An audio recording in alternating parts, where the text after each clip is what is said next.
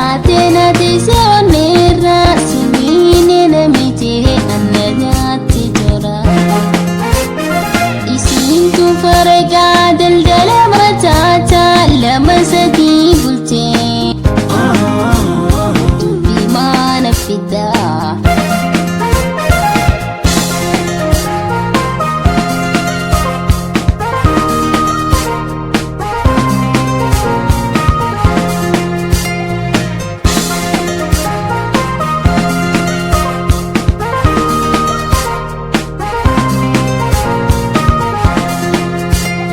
Jaalalaan namiche gaarii si fakkaata jaalallee toojjatee jiru taphataa bareedaa baddeessa kan waggaa shaneessa qubsuma godhattee onneetinya keessa qubsuma godhattee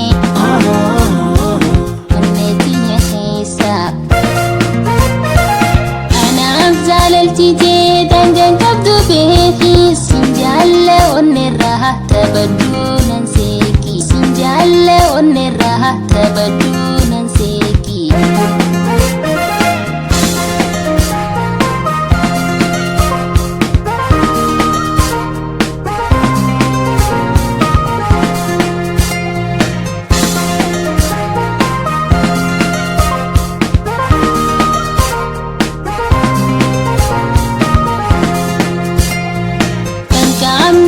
Kole jumpusa simatu senaanis waywate jala koo himatu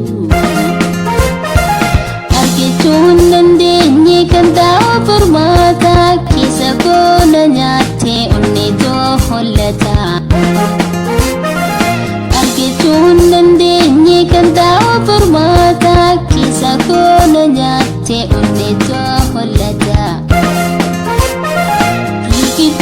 Rafame galmee dhugaatirra kan dhugaa cufattee sobaaf karaa jira.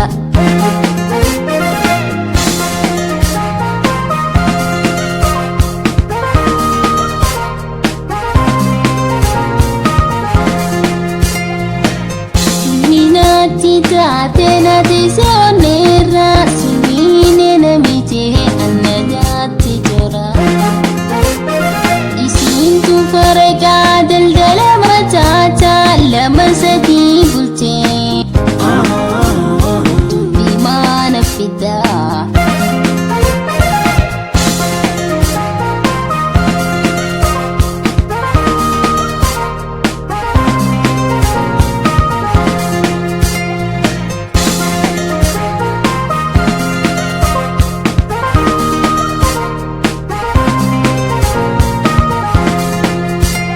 Jaalalaan namiche gaarii si fakkaata jaalallee toojjatee jiru taphataa bareedaa baddeessa kan waggaa shaneessa qubsuma godhattee onneetinya keessa qubsuma godhattee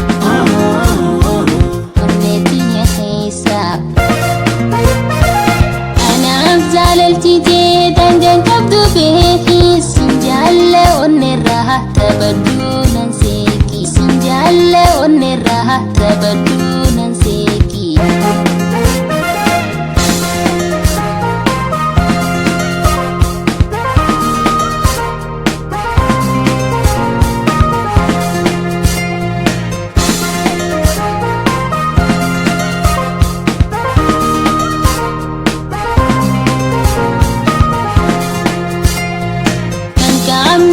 Kole jumpusa simatu senaanis waywate jala koo himatu argachuun dandeenye kan taa'u furmaata keessa koo na nyaatte onneetoo hollata argachuun dandeenye kan taa'u furmaata keessa koo na nyaatte onneetoo hollata. Rafame galmee dhugaatirra kan dhugaa cufattee sobaaf karaa jira.